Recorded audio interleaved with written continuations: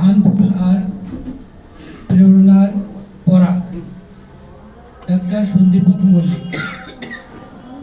ধানফুল আর প্রেরণা পরাগ আত্মার আভরণ, চন্দন আর মাতৃনূপুর মুগ্ধতার আঙিনায়, পল্লীর মাটি নন্দিত সুধার গীতিময় বিভূষণা, জীবন বিভূতি মননের সৌরভ, মাতৃসোহাগে কবিতার পারাবত, শোভিত স্বজন সুষমার সান্ত্বনায়, পূর্ণতার জ্যোতি বাসনার আবাসনে, মাতৃসুরভি পবিত্র পূর্ণতায়, তারুণ্য শক্তি অমলিন অগ্রহাণে, জীবনের আয়ু সম্ভ্রান্ত সুন্দর।